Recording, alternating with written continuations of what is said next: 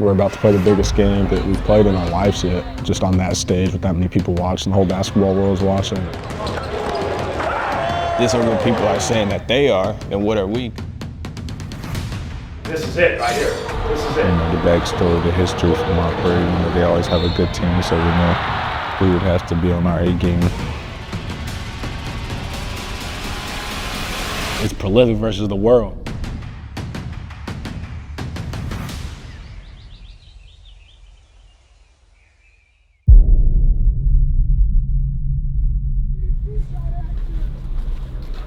We get to see where AJ came from, the community center.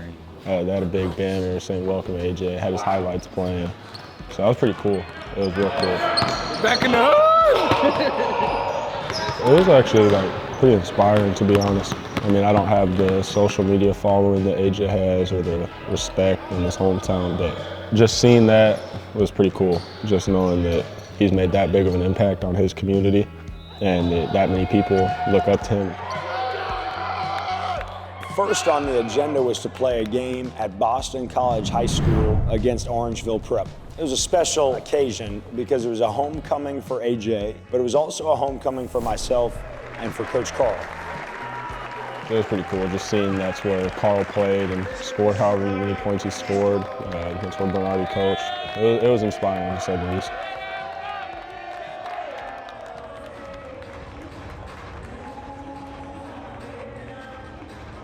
And so to have a homecoming of sorts for the three of us was really a cool deal.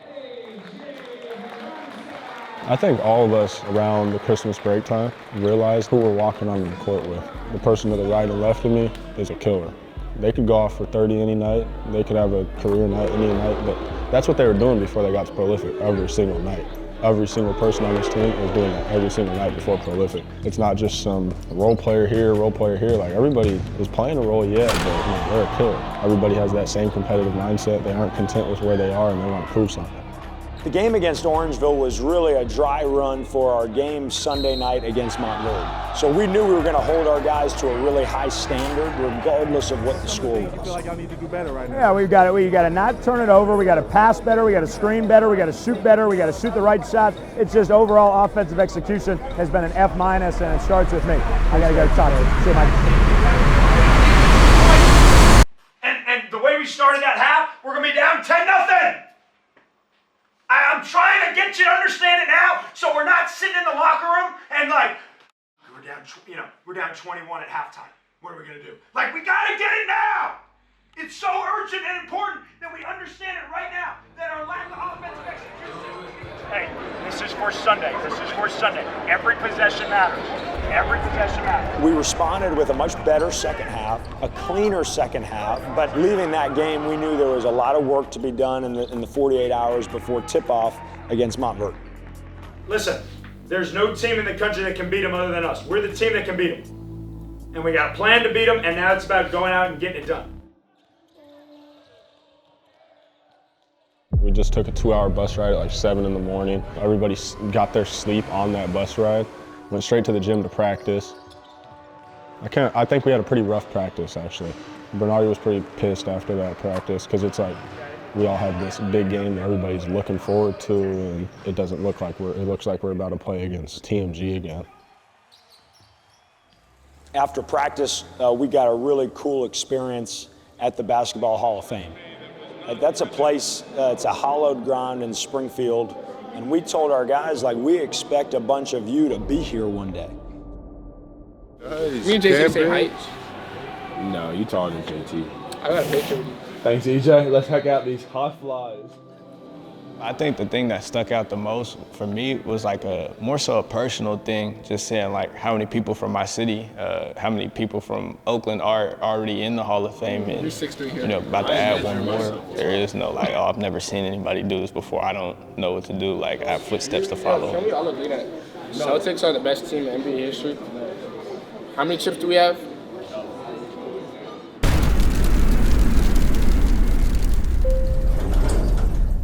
The drive going to that game, I mean, you could hear crickets outside. The bus is completely silent, nobody's talking, everybody's super locked in, ready for the game. On the bus ride there, I was nervous. When we were kind of going through a little security, I was nervous. But once we got in the locker room and we start lacing our shoes up, then all my nerves kind of went away. We were just hooping at the end of the day. Just watching, looking around, knowing you're injured, looking at the environment in the gym. It's like college environment, You see all the kids, you see all the parents, like grown people coming to watch kids play, put a round ball in the hole. Like, it's just crazy to imagine, and knowing I had to sit through it, it was just, it's sad. We're about to play the biggest game that we've played in our lives yet, just on that stage with that many people watching, the whole basketball world was watching. Well, the build-up that day was pretty epic for what was going to be the most watched high school basketball game of all time. The only high school basketball game that featured the #1 player in all 3 classes. They got on us early 8-0. I was really disappointed in us because we weren't playing good. We weren't following the scouting report. Hey, we settled for jumpers that have gotten deflected. I wanted to make it very clear to our group with urgency in that timeout that we were not here just to play against Montverde. We are here to win this basketball game. So I came in the game. When this came in, gave us that spark, it definitely boosted all of us. Winners got to show out in front of freaking Ice Cube and all these different NBA scouts and people who've never seen him hoop before and don't even know who he is. It's like, who is this white kid out here giving Montverde the work? Kind of solidified, like, I'm not just somebody that's gonna come off the bench, like, I'm here. That's why you come to Toliver, to get an opportunity to experience a game like that. So now, we have to counter at the start of this half. Like, there could be no hang in the head or could have been, should have been. We have to counter. Like, we have to go counter punch. That's all it is. Go counter punch them. You see playing against them. They're not that good. They're not. It's a good thing because, it puts a spotlight on new people. It's not just always on me and AJ, even Mikey. Mikey had a good game. Aiden, people got to see his versatility and, him guarding different positions and being able to even shoot. It was just an eye-opener for everyone.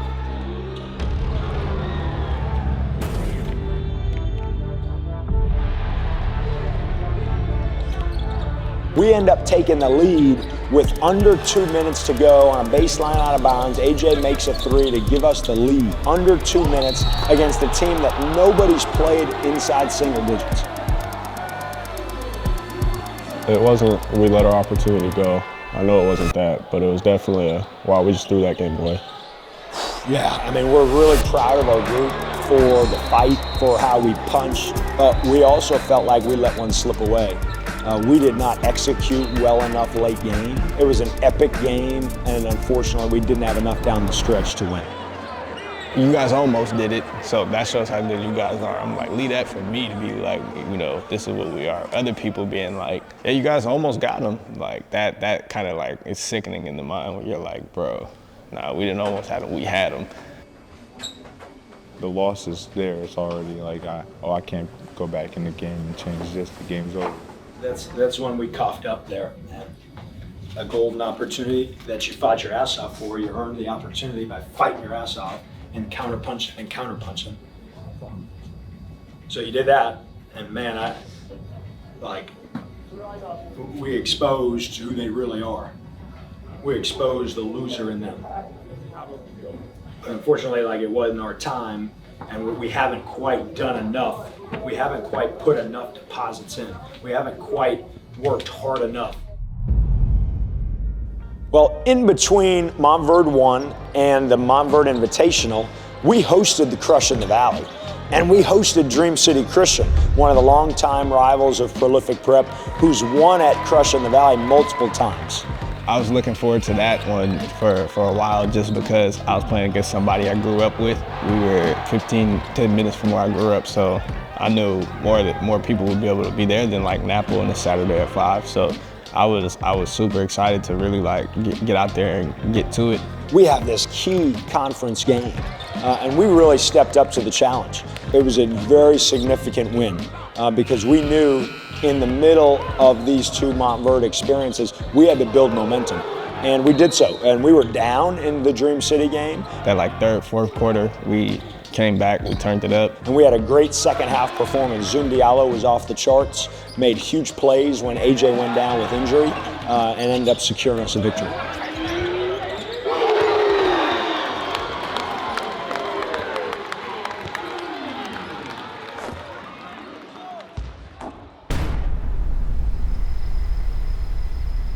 you've seen around where Montverde is, it's literally called Montverde.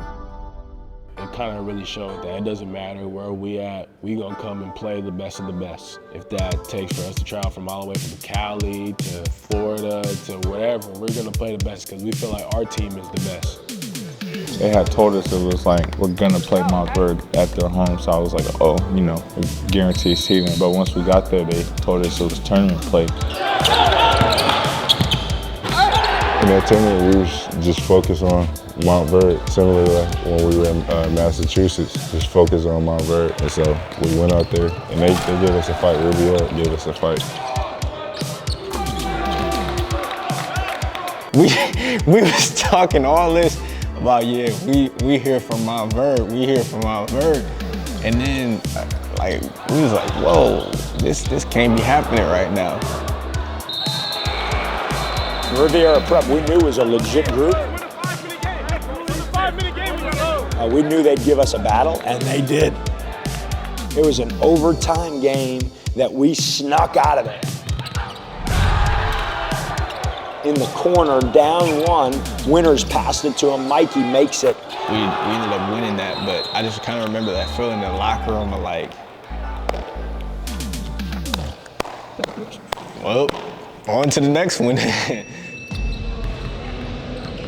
We had a game the next day at like 6 o'clock to get to the ultimate goal of why we were at the MAIT. I'm going to punch him so bad, and I might scream in his face. Brewster, very storied program, Northeast program, high-level team with very good players and an excellent coach. And so although our sights were on this rematch with Montverde, we knew we had a tall task ahead of us, and we stepped up for the challenge. You know, that game, AJ it was an option for him to go to that school, so it was a friendly competition, I would say. But, you know, we just had to go and handle business because we knew at the end of the day we were there for one reason. Tomorrow is going to be an epic battle, okay? Like, can you imagine coming in here to their place, in their tournament, which they've never lost in, right, and coming in here with a victory? It's going to be so much more significant than any individual accolade you can ever imagine is winning this game tomorrow. I mean, this should be as unbelievable as a win as you could get tomorrow, and we can do it. All right, here we go. Set up for round two. You must destroy them. The Earth is counting on you. Everybody there, Montverde supporters, donors, crowd yelling at us. So going into that game, we felt like everybody was against us, but again, we had this togetherness. That was one of those experiences where I was like, yeah, it's prolific versus the world.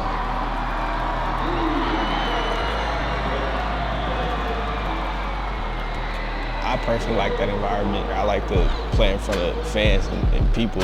I also like to be away because being like the bad guy in that situation is more fun than having everybody with you. They didn't expect us to come out how we did in the first game. You know, they're used to people backing out from there. So when they seen that in the first game, we were coming at them like we did, they knew they were like, oh, it's not going to be as easy as they thought it was.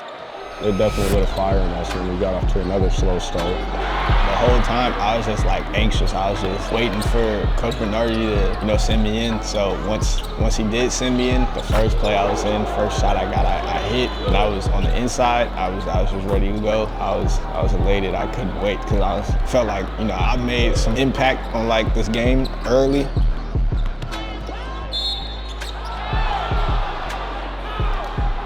We go into halftime up by 4 in a pretty good spot, feeling good about how we were playing. It's going to take a better effort. We just got to do everything better. We got to rebound it better. We got to value it better. Keep attacking Queen's ass. Okay, 16 minutes to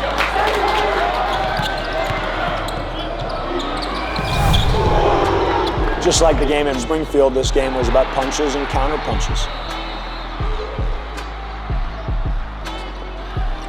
Me being in foul trouble, my emotion was I really wanted to get into the game. I really wanted to help my team. In that third and fourth quarter, I had a little spurts within the game where I felt like I helped the team. Shout out to Carr for telling me to stay ready. You never know whether they may need me to play offensively or defensively. It was one of those environments that you kind of almost like dream of, like, man, I want to get there, I want to be the away team, I want everybody mad, I want them yelling, and we got all of that. And then it was another situation where we had them beat, we had them on the ropes. No, we was like, like just the one. Like we had it number, and we was in the home court. And then Tyron makes a three to put us up one, again, under 2 minutes. So here we are, under 2 minutes, on the home floor of Montverde, up by one. Let's see if we can execute better. We were right there. We were up on them. Just needed one more push. AJ's attacking to his right hand, and the primary defender slides in front, flails his head back while he's moving, and we get called for a charging foul. AJ makes the basket. If it's a no call, it's a tie game. If it's a blocking foul, we're up one. Ultimately, when you're on the home floor of the #1 team in the country, and you put the game in the hands of an officials, you deserve what came to you.